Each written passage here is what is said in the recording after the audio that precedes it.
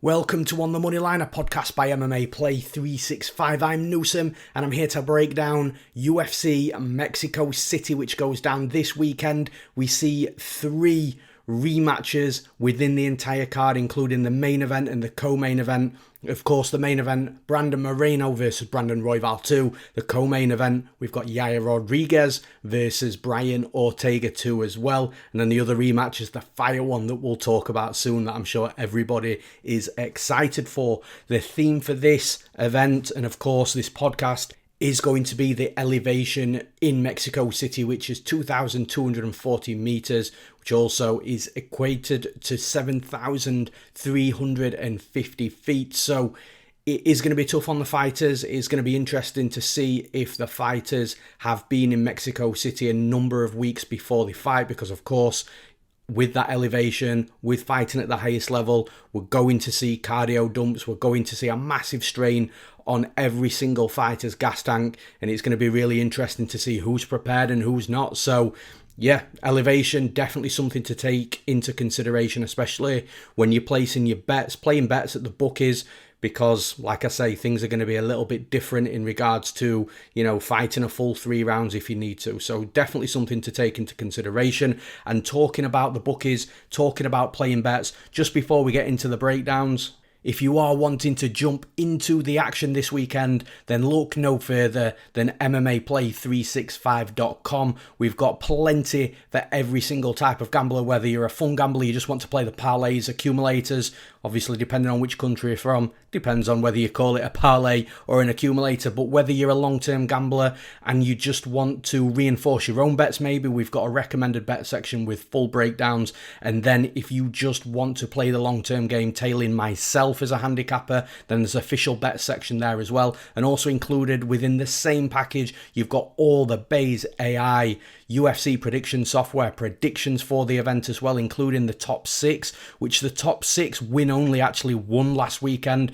That was a 6-legger parlay, which would have paid out almost plus 650 if you'd have bet that as well. So everything that you could possibly need at MMAplay365.com. It's all within one subscription. Just choose your length, next event, monthly subscription or annual subscription, and you're good to go. But right now, let's get into the breakdowns. And of course, as always, we start in that main event. The first rematch that we're going to be breaking down and talking about, we've got Brandon Moreno versus Brandon Royval 2. And it's always a fun time when it's Brandon Royval. You know what this dude brings to the table. He's high pace, he's intense, he crashes into the pocket. The striking's not too technical, but that's fine. As I always say and cannot stress enough, the judges do not score technique. They score efficiency. They score a willingness to finish the fight. Brandon Royval does exactly that, crashes into the pocket because he's got no problem being taken down. His submission game is insane, crazy scrambles, crazy quick submission setups, and he is just a nightmare to deal with, a ball of energy inside the cage.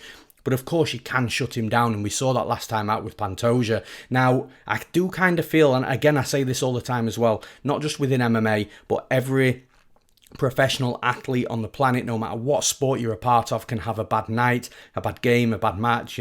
Obviously dependent on what sport you play, depends on what terminology you use, but every single athlete and within MMA can have a bad night, an off night. And I kind of feel that Royval had that a little bit against Pantoja. I bet Royval in that fight as an underdog, and I was a little bit disappointed. I could also argue the other side, though, that Pantoja had just completely leveled up and came in with a perfect game plan, which was just to take Royval down and smother him. Now, there's only a few fighters in this division, in my opinion, that can completely deal with Royval on the mat in regards to just being, safe and not being put in too much trouble. And those two fighters are Pantoja and Brandon Moreno. Of course, Brandon Moreno last time out beat Brandon Royval, and I think that's why we're getting Royval as a plus 200 underdog here. Now, of course, Brandon Moreno, like I said, his jiu-jitsu is where his base is, but he's improved his striking along the way.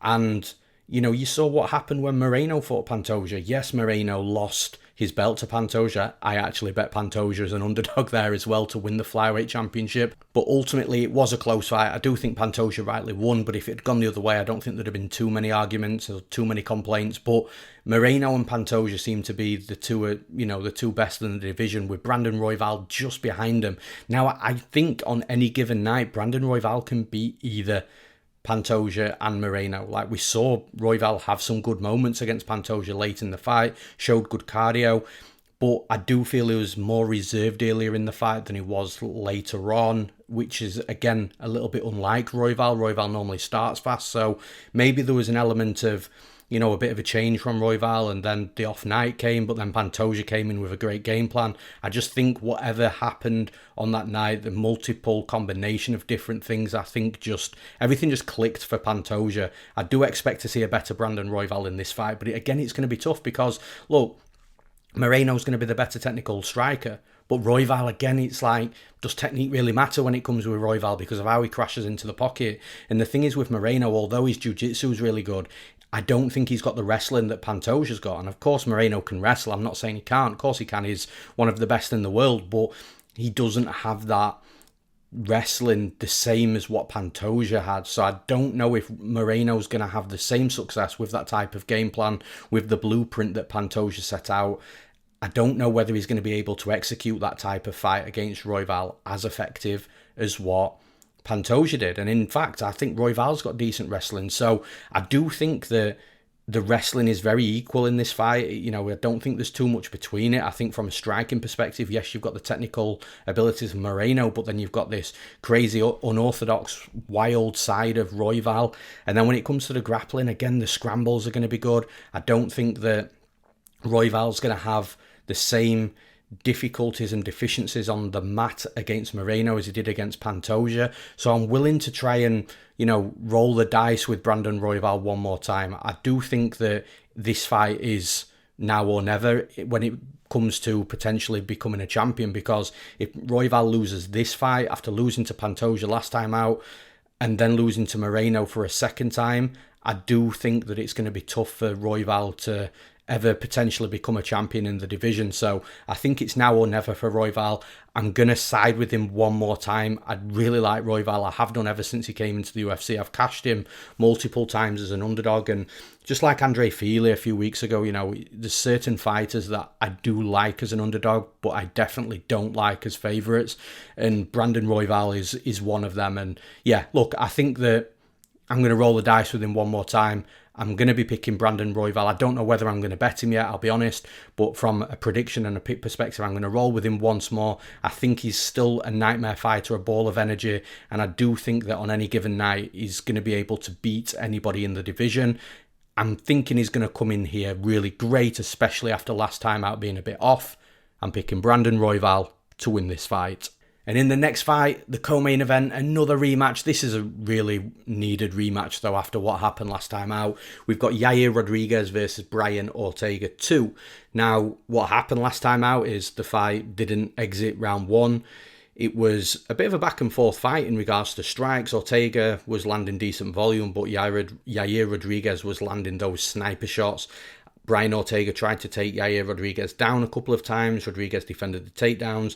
Ortega did eventually get Rodriguez down. Rodriguez started to throw his legs up for a submission, started to try and hit an armbar, and as Brian Ortega ripped his arm out, yanked his arm out of the armbar so he didn't get submitted, dislocated his shoulder or tore a muscle in his shoulder, I think it was. And of course, from that moment, the fight was off. So what I actually love about this fight, though, is the previous fight was 5 rounds. That's what made that fight really great, because we got an extended version of a completely different stylistic clash type of fight, obviously with Rodriguez being the striker, Ortega being the grappler. And what the UFC have done is actually one of these rare 5-round non-title fight co-main events, and I think it's absolutely perfect. This is the type of fight that those 5-round non-title fight co-main events should be made for, because they were due to fight 5 rounds before, and that's what made that fight extra great. Like, the fight is good anyway. Even at 3 rounds it was a good fight, but at 5 rounds there's definitely that extra spice to it. So yeah, great job from the UFC, and I do think this is a phenomenal fight. And as for how it plays out, like I say, you know, stylistically there's a clash here. Yeah, Rodriguez is, you know, predominantly a striker, but he's a really slick grappler as well. Like, you can't sleep on the grappling. The wrestling's a little bit, you know, hit and miss, but, you know, he's not a wrestler, and, you know, he can wrestle. It's more from a defensive perspective that he tends to use it. But when the fights hit the mat, like, look at what he did against Ortega. Like, you can say it was a freak injury, And it was a freak injury what happened to Ortega, but it was caused by Yair Rodriguez. If Rodriguez had just laid on his back, both shoulders on the mat, and started to, accept position and maybe try and work back up to his feet opposed to being aggressive and attacking off his back, then Ortega would have never have done that to his shoulder. It was only because Yair Rodriguez tried throwing his legs up and tried submitting and actually got close enough where Ortega panicked and yanked his arm out because he didn't want to get submitted. So you've got to give credit to Rodriguez from that perspective. Ortega, again, very similar, but the other way around, predominantly a grappler, a legit BJJ black belt, submitted real high-level guys, and he's a fighter that nobody really wants to hit the floor with. But he's also a fighter that over the years has developed his striking. It's more from a boxing perspective, the striking, even though he does use kicks, but the hands seem to be better than the kicks is what I'm trying to say, and he's become a decent boxer to go with his grappling. So both fighters are really well-rounded at this point, but obviously it's still clear where either fighter is predominantly best, and the strength of either fighter is the weakness of the opponent. So it's a great fight. I just feel that with Yair Rodriguez, as long as the only thing that concerns me with Rodriguez is in those early moments in that previous fight, it did look like Ortega had a significant strength advantage. So once he'd eventually clinched up with Rodriguez, Rodriguez did seem to have a hard time breaking away and getting out of that. Now, for as long as the fight goes on, once we start hitting the third, fourth or fifth round, or if we hit those rounds, then there'll be less time spent in that clinch. I believe that Rodriguez won't get held in that type of position for, multiple rounds, but it's still a little bit of a concern. Outside of that, we saw that Rodriguez was a sharp striker. He was landing nice strikes on Ortega to the point where Ortega felt like he had to clinch up and try and get the fight down to the mat. And then when Ortega did get the fight down to the mat, we saw that Rodriguez is no slouch. And I think that Rodriguez at this point is, like I say, just that maybe that little bit better. And the other side of things that, again, I spoke about this briefly last weekend with Volkanovski, and this is not a knock on any fighter, by the way. Like, the fighter, with how fighters' mentalities are, they are bulletproof. But every now and again, just like every human being, some fighters can have doubts and break a little bit from a mental perspective.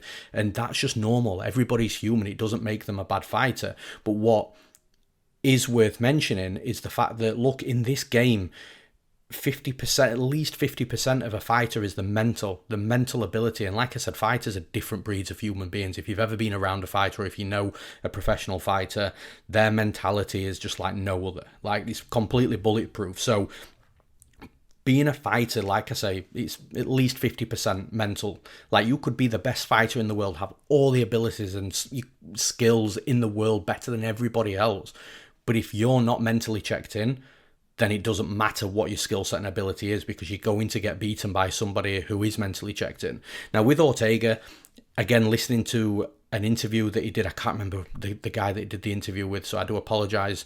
But the interview was talking about how he's had multiple surgeries and he was laid in hospital wondering if it's all worth it anymore. He wanted to, be a sort of physically young father with his kids and not be 60 and not be able to do certain things. And he had all these sort of mental questions and wondering whether it's time to hang the gloves up and all these sort of things that have crossed his mind. And that's always a bit of a worry when it comes to again, a fighter's mental game. But obviously he's got himself into a fight here. He's going to enter the cage, so it can't be too bad. But again, there's just certain red flags that comes with hearing things like that from a fighter. And then the other side to it is, with that interview, the amount of surgeries that he's had, which he didn't open up on any of them apart from the shoulder, which we all knew about because the injury was very public. So there's been other surgeries that he hasn't told the public about, probably because he doesn't want an opponent maybe targeting certain areas.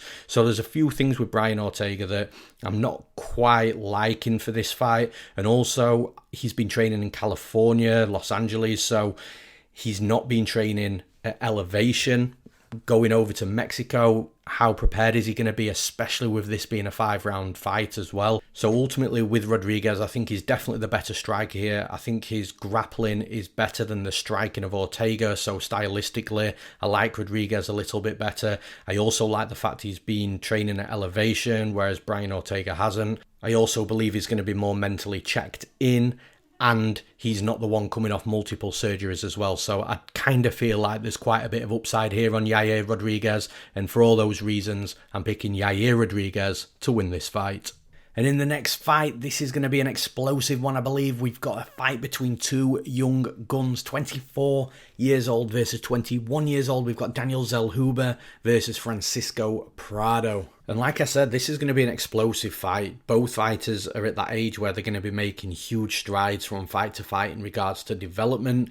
Both fighters had rocky starts to the UFC as well. Zellhuber lost to Trey Ogden, a fight where I believe he was like a -350, -400 favourite. Francisco Prado came in on short notice against Jamie Malarkey and got dominated. Since then, though, Zellhuber has gone on to, beat Christos Yargos. He's beaten Lando Venata, two veterans in the UFC. Francisco Prado went on to knock out Zaitar in round 1. So both fighters are coming into this fight high on confidence, really high on form as well. And it's going to be interesting to see how it plays out. Now, Prado, I think, is the slightly more well-rounded fighter. And when I say well-rounded, he'll just wrestle and grapple a little bit more, or be less reluctant than Zellhuber to wrestle and grapple. But make no mistake about it, Francisco Prado loves to stand and bang. He's got heavy hands, and Zellhuber is a tall, long, technical striker, really good boxing, good kicks as well. So it's going to be a fight where I think that the tall, long Zellhuber is going to be trying to strike from the outside and will try and slide in and out of range when it suits him. But Francisco Prado, I think Prado is going to be the fighter that's coming forwards, trying to be aggressive, trying to get into that pocket to land the hard shots. And if the hard shots aren't really there inside the pocket, or if Zellhuber's covering up well, then he can use the level change inside that boxing range to try and get the fight down to the mat. So stylistically, it's a really interesting fight.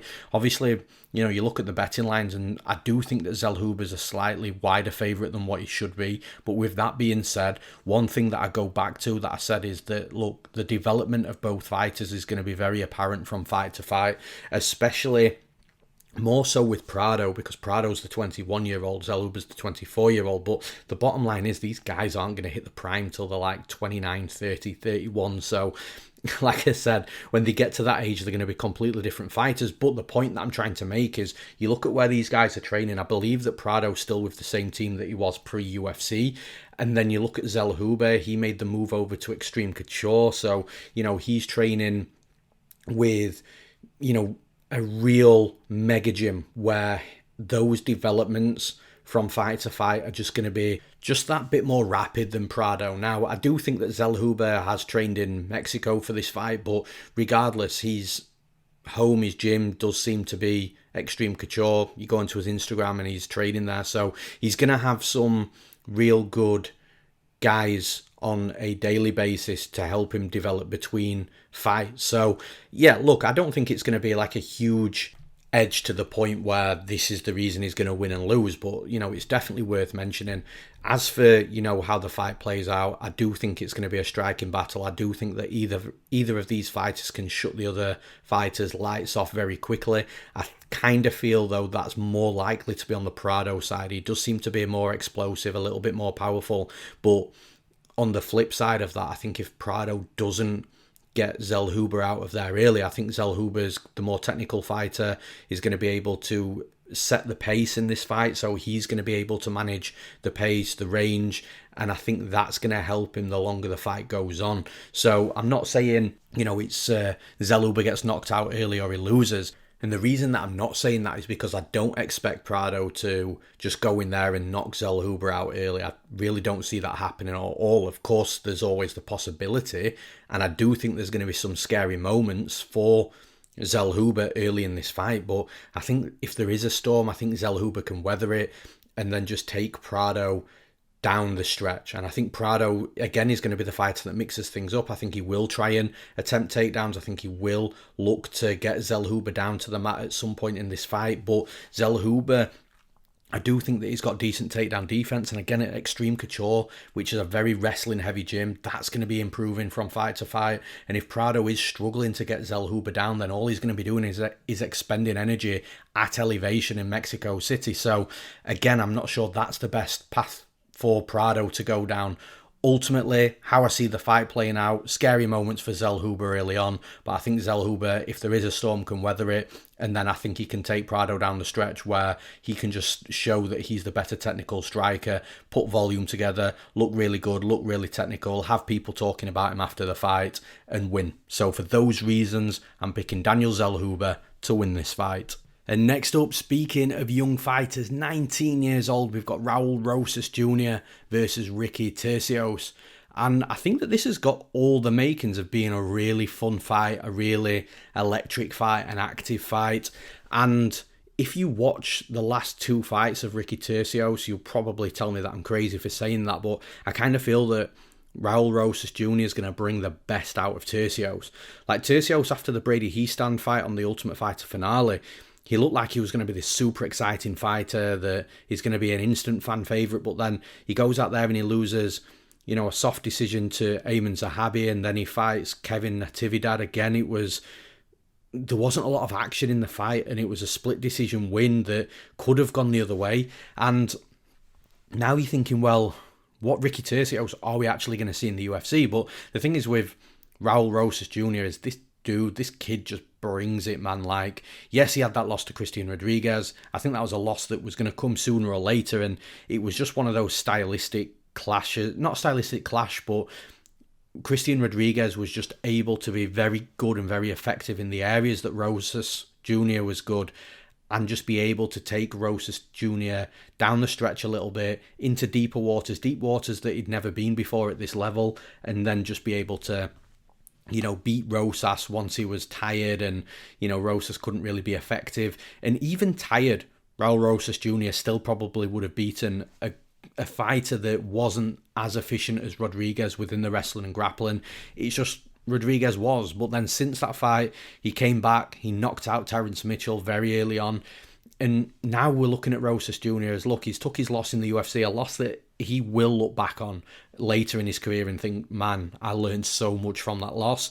He's got decent striking, knockout power. He's got a relentless wrestling game, good grappling as well. His cardio can hold up. Again, if you push back on the cardio a little bit, if you're fighting a fighter that has also got a good gas tank that can match your wrestling and grappling, then maybe that can drain the cardio a little bit more.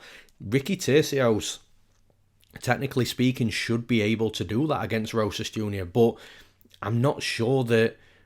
I just don't know what Ricky Turcios we're going to see, because his last two fights, like I say, have been a bit lackluster, but I kind of feel with how Raul Rosas Jr. pressures fighters, puts it on them early, looks to stand bang, but then level change into takedowns, be relentless, have crazy scrambles, I kind of feel like it is going to bring the best out of Ricky Turcios, and Turcios is actually going to be... I don't think he's going to do what Cristian Rodriguez did, but I think he's going to get very close. And I kind of feel that the best way that I can explain this is, if Raul Rosas Jr. hadn't had lost against Cristian Rodriguez, then this might be the fight that he would lose. But because he's taken that loss against Rodriguez, I genuinely think he's going to have learnt a lot from that against a fighter that is decent defensively and offensively, where Rosas Jr. is good, and be able to match that pace as well. Because he's already felt that against Cristian Rodriguez, I now think that this fight that he might have lost prior to the Rodriguez fight is a fight that he's going to win because of what he learned in the Rodriguez fight, if that makes sense. So I think that Raul Rosas Jr. is going to be great here. Mexico as well, he's going to love it. I think he's going to get takedowns. I think the scrambling is going to be fun, but I think he's going to get the better of Turcios, who, by the way, is a good grappler. But I just think it's going to be one of these real hard-earned fights where we actually see Rosas Jr.'s cardio being pushed. I think he's going to get tested again, but this is going to be the test that he overcomes and passes that he couldn't do prior. And again, I think that Rodriguez fight, the taking the loss there, is going to get him the win here. And for those reasons, I'm picking Raul Rosas Jr. to win this fight. And in the next fight, we've got Yazmin Jauregui versus Sam Hughes. Now, it's one of these fights where, look, Jauregui is a really good fighter. She's got really sharp striking, great boxing, great kicks. She can wrestle and grapple as well. She's a full package. And at 24 years old, again, she's one of these young fighters that is genuinely going to be developing very rapidly from fight to fight. But Sam Hughes, it's like, is it going to be one of these fights where we've got that minus 300, minus 350 women's MMA fight with, the sharp fighter as, the big favourite, and everyone's counting out the underdog, but then the underdog is really dog-like in regards to, the style, the grit, the grind, pushing through, fighting through bad spots. And that kind of describes Sam Hughes, and Sam Hughes has won fights in this exact situation where she's been a big underdog and just completely upset the public with the performance. And, she's had those early moments where she looks like she's out of the fight or going to be out of the fight or on her way to lose, however you want to describe it. But then suddenly the opponent starts to, decline a little bit in the fight, and Sam Hughes becomes stronger, and then you see that dog-like performance from her. And look, she's been in these types of fights. So is it going to be another one of those? You can't rule it out because we've seen it so many times before. But like I keep saying, look, at 24 years old, Jauregui is already a sharp fighter. She's only going to be getting better. She's also coming off that loss against Denise Gomes. And just like I said with Raul Rosas Jr. in the previous breakdown, I kind of feel that she's not going to go to back-to-back losses in this fight. I think that if she'd have not had that Gomes fight, would this be the fight that she gets caught out? Maybe, but I think coming off that Gomes loss, I think she's going to learn a lot from the loss. At this level in the UFC, I think she's going to come back stronger. I just don't see Jauregui with the quality that she's got as a fighter going back-to-back losses at this stage in her career. I do think that she's going to make the correct adjustments, the correct tweaks. And when you look at skill for skill here, Jauregui is the better striker. Is she the better wrestler and grappler? You can argue that, she might be, she might not be, but is Sam Hughes that much better than Jauregui that she's going to be able to get the better of her wrestling and grappling? I don't think so. I think at worst it's even to the point where it kind of nullifies itself. I think the fight, for the most part, is going to take place on the feet. I think Sam Hughes is going to get touched up and hurt early. I think that if she gets past that, then we'll start to think, oh shit, is this happening again? Is Sam Hughes going to come back and, beat Jauregui after, taking a bad first round? But Jauregui doesn't slow down. She can be in firefights. I know Gomes finished her early in round one, but Jauregui can be in firefights. I don't think Sam Hughes is that much of a finishing threat. And I think that Jauregui could either get Sam Hughes out of there early or just really put volume on her, pressure, just hit her with a ton of shots and just, piece Sam Hughes up through the majority of the fight. Maybe Sam Hughes takes around somewhere along the line, but like I said, skill for skill, Jauregui is the better fighter in my opinion. Coming off that loss, she's going to make those correct adjustments and tweaks. And again, in a home country in Mexico, that gives the added spice there as well. And yeah, look, I know I've said it before, earlier on, that we've seen this type of fight before where Sam Hughes produces that dog-style performance, but I just don't think this is going to be one of them. And I know we've said that a million times before and been wrong before, but look, like I said, Jauregui genuinely is a fighter that should be at the top of the division in the future. I'm not saying champion, but she's going to be in and around there in contention, I believe. And like I said, at 24 years old, she's not going to hit a peak for like another 4 or 5 years, so at least. So yeah, I think we're going to see a better version of Jauregui. I don't think she goes back-to-back losses. I'm picking Yazmin Jauregui to win this fight. And in the next fight, this is going to be fireworks. I think we've got Manuel Torres versus Chris Duncan. Now, I never thought that I would be referencing Andrei Arlovski in a Chris Duncan breakdown, but here we go. I kind of feel that, look, Duncan was knocked out badly against Vyacheslav Borshev in the Contender Series. Then he was rocked ridiculously badly against Charlie Campbell again in the Contender Series a few fights after, but came back to eventually knock Campbell out really badly. So from that moment, it was a bit of a red flag, a bit of a concern with Chris Duncan and the durability. And you can't really blame anybody for, having those concerns. They're always going to be in the back of your mind coming into the UFC from 2 Contender Series fights that have ended like that. So against Omar Morales. Now look, Omar Morales isn't like a super, dangerous round one knockout artist, but regardless of what you think of Omar Morales, he hits fucking hard, and he was big for the division. And Chris Duncan looked fine against him. There was a moment, maybe a slight moment, where you're thinking, oh, is Duncan a little bit hurt, rock wobbled? But he took those shots from Omar Morales fine, won that fight. Then he goes against Yanal Ashmouz. Now, Ashmouz is a very powerful striker, both with head kicks, both with his hands. We saw what he did against Patterson. So, again, I'm thinking to myself, well, look, Duncan passed the Omar Morales test.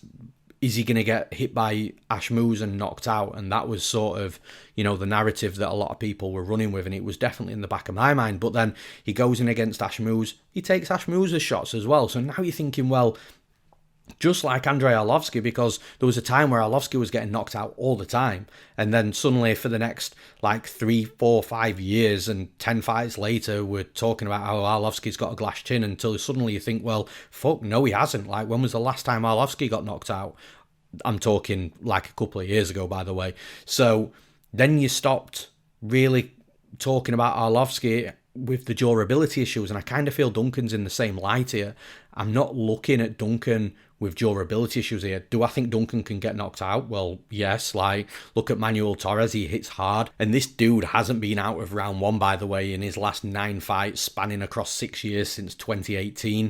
The fight before that was a split decision win. So, yes, Torres hits hard, and he could knock Chris Duncan out, but it's not as much as a concern as what I believe it would have been, to me at least, if this fight was a couple of fights ago. Now we've seen Duncan take some shots, and he's training at American Top Team, so he's got better level training partners around him during his camp. Obviously, American Top Team's the mega gym. I'm not saying anything negative towards where he trains outside of Top Team, American Top Team, but that mega gym, he's got world-class superstars around him all the time, being able to get good work in. I know he's done a lot with Grant Dawson, who's a solid wrestler. That's brought his wrestling game on a little bit as well. But we saw against Ashmouz, and look, I know Ashmouz injured his hand or his arm mid-fight, but prior to that, Chris Duncan was looking fine striking. He looked like he'd leveled up his striking again, so he looks like an improving fighter. But like I said, you look at Manuel Torres, and the dude is a sniper, and he does it hard. The one issue that I've got with Torres is the level of competition, though, because, look, Frank Camacho was on his way out, and he got caught. He caught Frank Camacho, and, Frank Camacho no longer with the UFC. I don't know if he is retired from MMA. I believe he might be. And then the fight after that, he knocks out Nicholas Mota with that short elbow. But again, it's like, how many times does he catch a fighter with that short elbow? Is it a low percentage KO that he landed there? But also on the flip side, I know Nicholas Mota had a good fight last time out, but prior to that, he wasn't looking very good either. So it's, with Manuel Torres, the level of competition, he's, in my opinion, now fighting somebody that isn't just going to get out there, really. He's not, I don't believe that there's a high percentage chance that he's just going to put Chris Duncan out there early. That means Torres is going to be stretched out of round one, which we haven't seen for 6 years across 9 fights. Torres is going to have to deal with somebody that is trying to wrestle and grapple as well. I know Chris Duncan's put something out there saying that, he's in for a stand-up war. I think that's mind games, if I'm being honest. I think that Duncan might believe he's the better striker, but I do think that he's going to mix things up. I do think that he's going to, look for takedowns, try and grind away a little bit like the Omar Morales fight. Because if he does that, he takes away all of Manuel Torres' game. Manuel Torres wants to keep this fight on the feet, at range, where he can strike, where he can set his own pace, set his own range, and strike out on the outside and move in and out of range as and when he chooses. So if Duncan actually level changes and just clinches up with him, threaten takedowns, look to chain wrestle, he's not only going to break the flow of Torres' striking, but he completely takes away the path to victory. And that's where I think that the stylistic advantages for Duncan.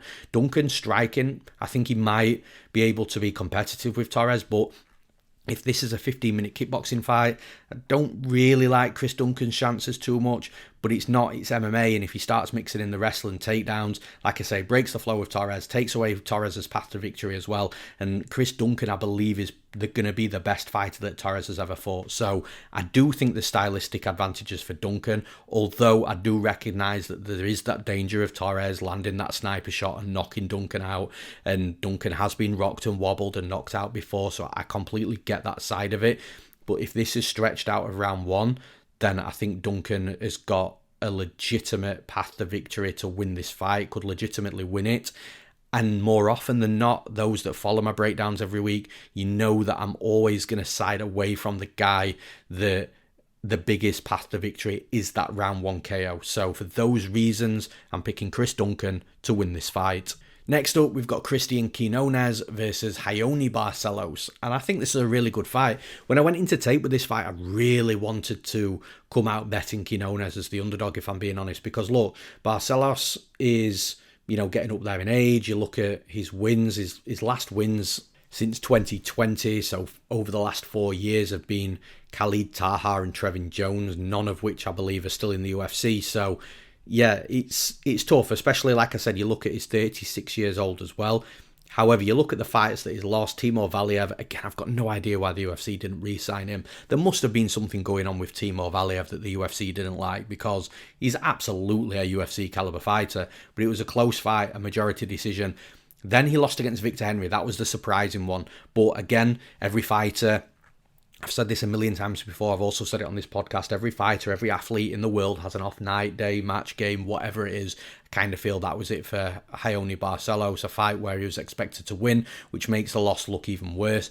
But then he lost against Umar Nurmagomedov, he lost against Kyler Phillips, both of them are decent fighters. So yeah, in this fight, I really wanted to like Quinonez, especially as the underdog, considering everything around him, surrounding Barcelos, which is what I've just explained. But man, like, you watch tape and Barcelos is still good. He's still good, even though he's losing against good guys, but he's still competitive at this age. He's still a powerful striker. He still mixes things up really well with his wrestling and grappling. The only reason that he couldn't really get the wrestling and grappling going against Kyler Phillips is because Kyler Phillips is a good wrestler himself and a legit BJJ black belt himself. Cristian Quinonez has not got the wrestling and grappling of Kyler Phillips.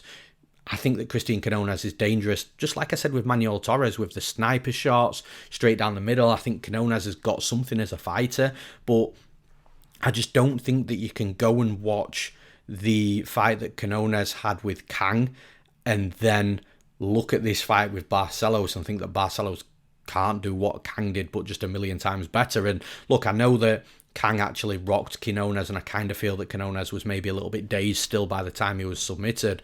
But Barcelos is a level above Kang with wrestling and grappling, and also a better striker as well. So, yeah, I'm having a really tough time seeing Cristian Quinonez win this. I nearly said Rodriguez, and there's that many of them on the card.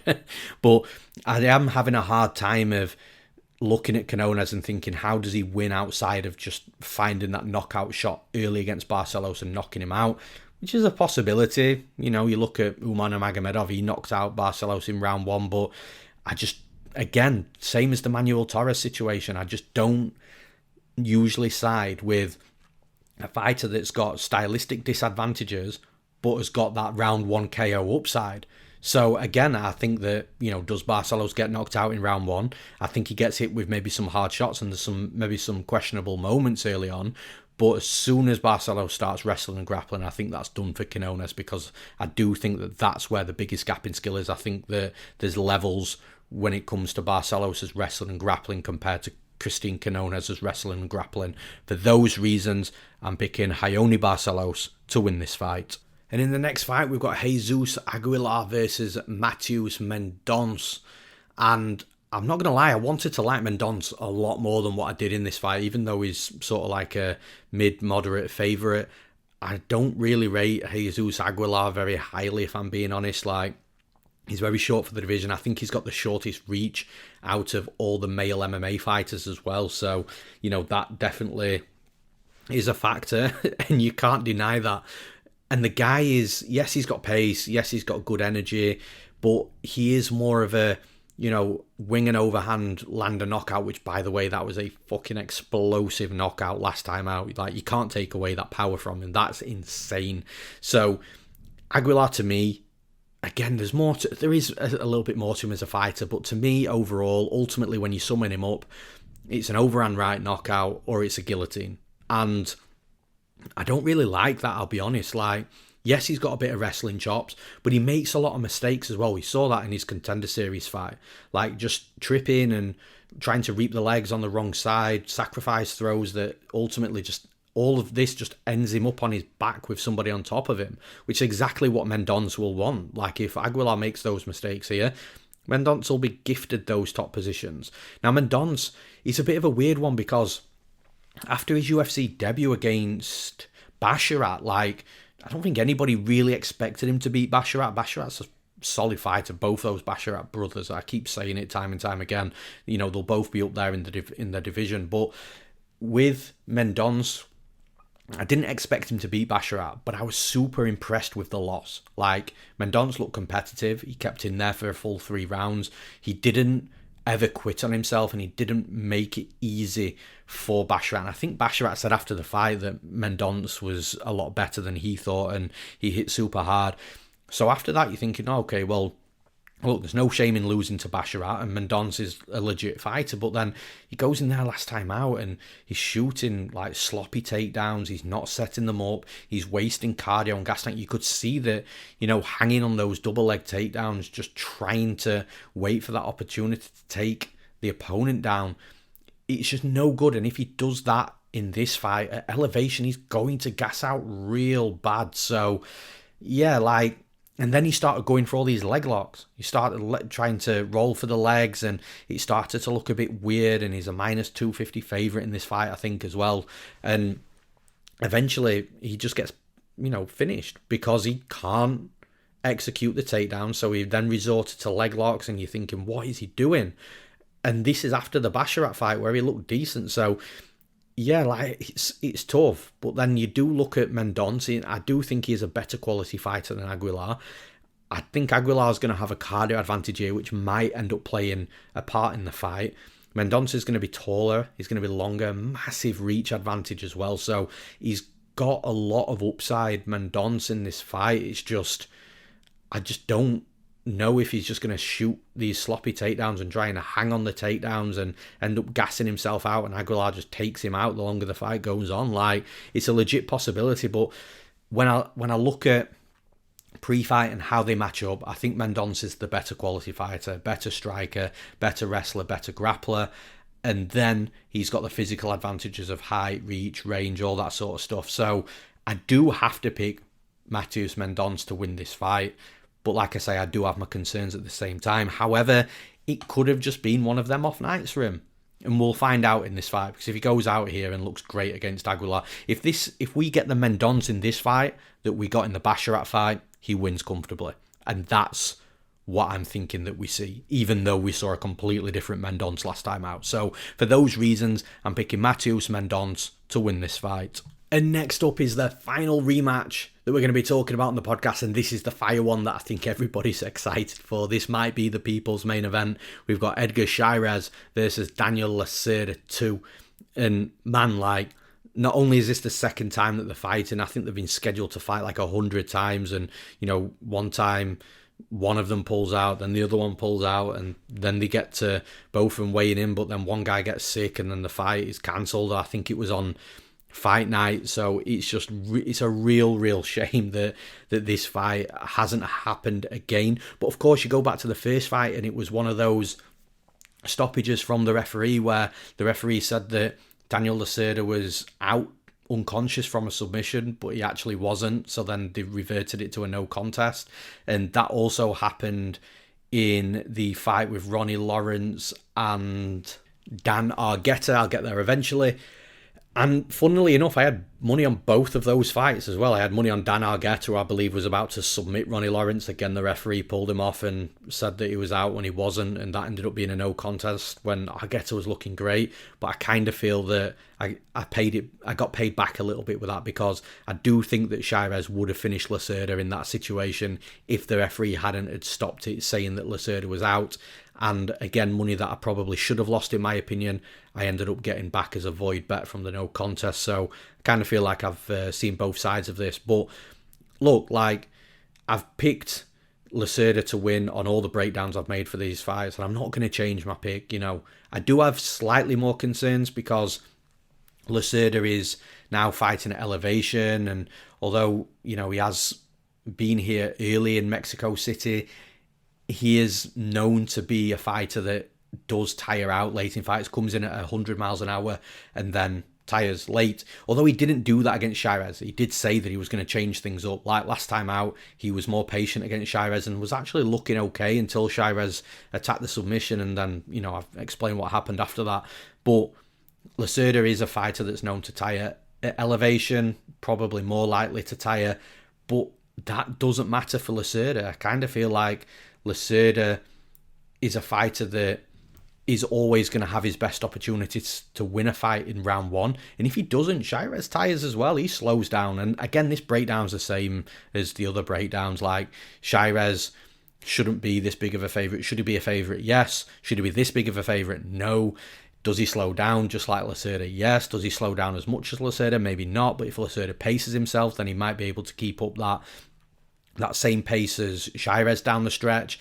I just feel like it's a really close fight against two fighters that are a little bit sketchy, that can look great in moments, but then terrible in other moments, and two fighters that are just matched up to make this fight completely and utterly fun. There's a reason the UFC have A, rematched it, and B, tried to match it about 5 times since. So yeah, that tells you everything. I think this is going to be a barn burner. I think that Lacerda, even though they're at elevation, doesn't change too much for him because of his style and, his path to victory. So I am going to stay on the side of Lacerda. Once again, for the 100th time, I'm picking Daniel Lacerda to win this fight. And in the next fight, we've got Claudio Puelles versus Fares Ziam. Now, I bet on Fares Ziam last time out. I got really good closing line value against Zellhuber as well. Like, pretty sure I bet him at -125 and he closed up at close to -200. But I wasn't overly impressed with the performance, if I'm being honest. Like, I did expect him to be much sharper and, mixing plenty of wrestling, and I just didn't get the performance that I wanted from Ziam. I probably got the -125 performance. I didn't, he didn't look anywhere close to looking like he should have been up at like minus or close to -200. So I do have a bit of pause with Ziam. But on the other side, Claudio Puelles is a fighter that is excited himself, that will look to wrestle, and his grappling game is where his bread and butter is, especially the leg locks, the leg submissions, knee bars, heel hooks. He'll roll for legs and be really good with that. But the problem is he'll sell out for that as well. Like, if that's not working, then he's going to get beaten. And when it does, the thing is, though, it does work against a certain level of opponent, and, it's not going to work against your Dan Hooker. Might work against the Fares Ziam. Ziam isn't where Hooker is, but I just don't know. I just don't trust Puelles for the fact that he does go for takedowns, but Ziam is going to be tough to take down. He does have a decent get-up game, but it's Puelles rolling for these legs. Like, it's opportunistic. He might get one. He might be able to do it against Ziam, but if he doesn't, I just don't like how he sells out for them. And outside of the leg locks, and probably the grappling in general, to be fair, Fares Ziam is a much better fighter. Levels above him striking, a sniper with straight punches, got power. He can wrestle as well. The wrestling's probably quite even here, but obviously once the fight hits the mat, that's where Puelles will start to look better. But if Ziam can just match that wrestling of Puelles, then the fight's not going to hit the mat anyway, unless Puelles, Imanari rolls into a leg lock or something. But I just, like I say, when it comes to a pick and prediction, I just don't like siding with fighters that'll sell out that way. So, yeah, for me, I think Ziam's the fighter that's, on the rise, that's developing really well, and I do want to see a better performance here than I saw last time against Zellhuber. But I think Zellhuber, in hindsight, was probably a harder fight for Ziam than what Puelles is going to be here. So for those reasons, I'm picking Fares Ziam to win this fight. And in the next fight, we've got Luis Rodriguez versus Dennis Bondar. Now, Bondar's a weird one because I genuinely don't know, where his ceiling is. He doesn't... There's moments where he looks okay, especially pre-UFC. He looks like he's got some good skills, some good abilities. But then there's moments in the UFC where he doesn't look that great. But then his 2 losses in the UFC have come in really weird scenarios, like that fight against Malcolm Gordon where he had that injury early on. And again, look, like I said with Yair, Rodriguez and Ortega earlier on, Malcolm Gordon caused that injury. So fair play to him with the way he was fighting. And then obviously that loss to Carlos Hernandez, where Hernandez should have actually got a finish in that fight, slammed him with like a second left, and there was a slight clash of heads as Bondar bounced up from the canvas, and it went to a technical decision where Hernandez had won on all three scorecards anyway, 30-27 on two of them, 29-28 on one of them. And look, Carlos Hernandez is an okay fighter, but again, I just don't think he's that great of a fighter, and if you're getting 30-27 by him, then again, I just struggle to place Bondar. Whereas with Luis Rodriguez, he's an aggressive fighter. His last loss was the Contender Series, but that was 4 years ago, and he's 24 now. So he fought on the Contender Series as a young 20-year-old. And in my opinion, it was a borderline robbery. I'm not going to go full robbery because it was relatively close in parts, but I for sure thought that Rodriguez won a bare minimum of 2 rounds. There was maybe 3 rounds that you could have scored it to Rodriguez, but he ended up losing. Went away 4 years later.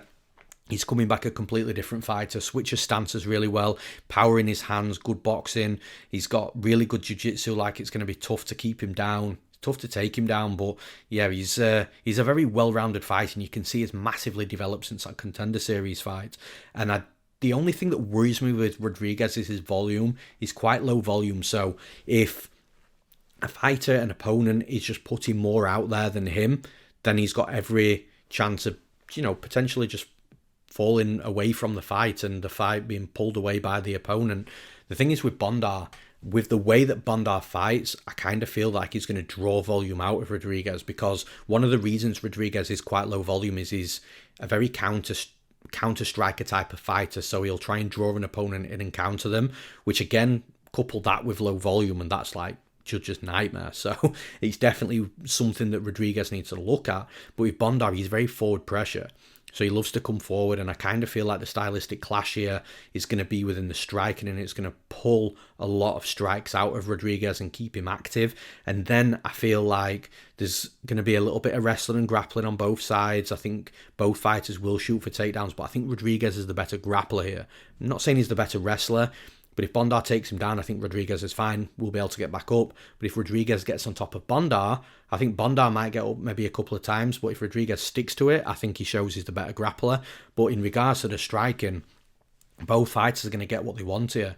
I think that Rodriguez has got something about him. I think he's aggressive, he's powerful. I do think that he's a fighter that is still going to be developing massively from fight to fight. So we're going to see a better version of Rodriguez here than we've ever seen before. Bondar, I'm just really unsure with. And normally when I'm unsure with a fighter, it's more of a negative, because if I'm not seeing that he's great, then from a UFC level perspective, a UFC caliber perspective, if I'm not seeing that the fighter's great, then there's definitely something that I don't like, and that the fighter probably isn't a great UFC caliber fighter, if that makes sense. So yeah, I'm unsure where to place Bondar, but I do like Rodriguez. He's in Mexico as well. He's going to be fired up.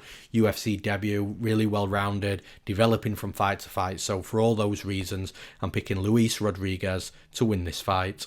And in the next fight, we've got a fun one here, actually. We've got Victor Altamirano versus Felipe dos Santos. Now, Felipe dos Santos, for those that might not remember, he was the fighter that stepped in on short notice to fight Manuel, a fighter, look, at the top of the division, and a fight that has launched Manuel into talking about potential title fights. And again, like, you look at Felipe dos Santos' performance there, short notice, big crowd, big opponent in regards to stature and ranking, and Dos Santos looked insane, like so good, striking on point, powerful, can eat a shot, will land combinations. He's got good wrestling, he's got good grappling, he's got good pace, he can fight for 3 rounds at a high pace, no problem at all. This dude looks exciting for the division.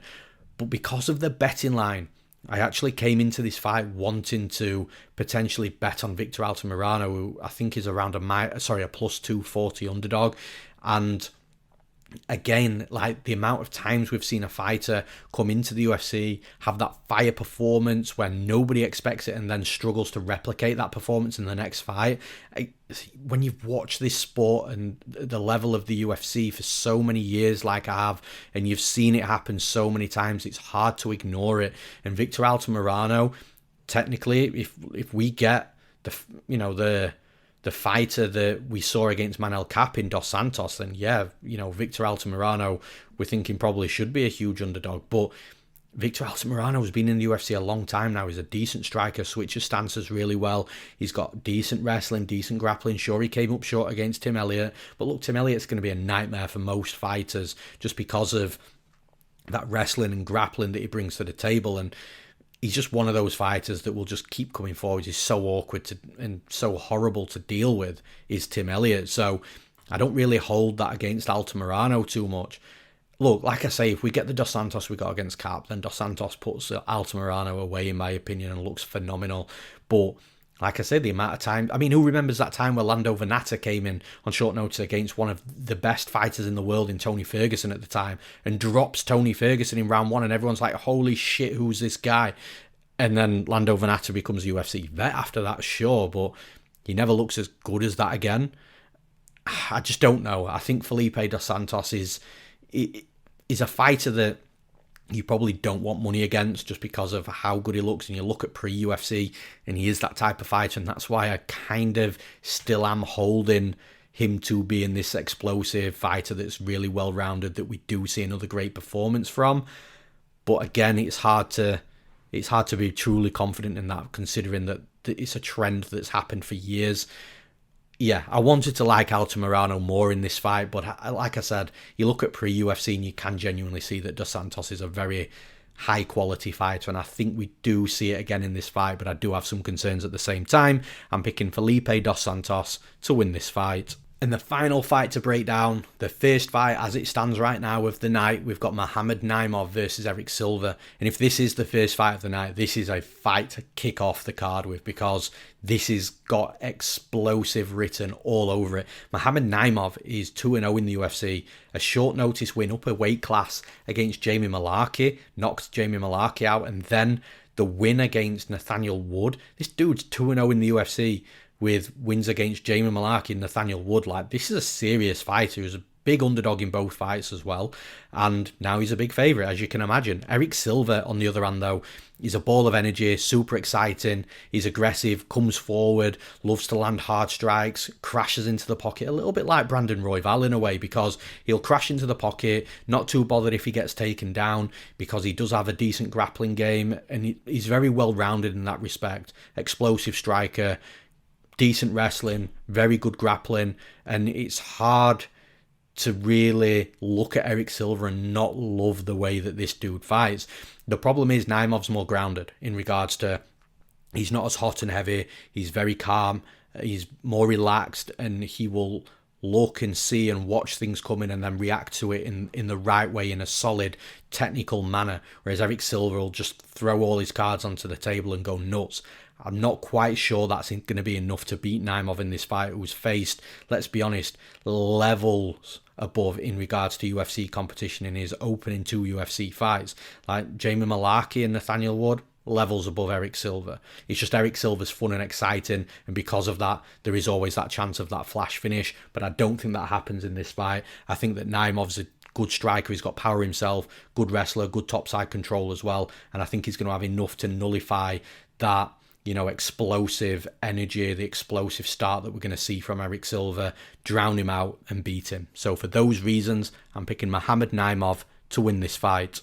And that's all for this episode of the podcast. It's been a little bit longer, actually. I've enjoyed breaking these fights down. I think it's going to be a super fun fight night, a ton of fun fights. Really interested, again, with the elevation and who tires, who doesn't, who comes out on top because of that. So yeah, I'm really excited for the card this weekend. And like I mentioned in the introduction, if you want to jump into the action, then MMA Play 365 is the one-stop shop for everything that you need. UFC prediction software from Bayes AI with our algorithms. Then you've got the handicapper advice as well. We don't split up those packages, so everything's in one package. Even if you want to spend a little bit less, we've got a Dog of the Week package where we give you the Bayes AI best underdog, or highest percentage underdog, should I say. My favourite underdog. It's $1.99. If both of the underdogs lose, we give you your money back anyway. So there's plenty to go at MMA Play 365 for you to enjoy the action, add a little bit of spice on fight night, and enjoy the card from top to bottom.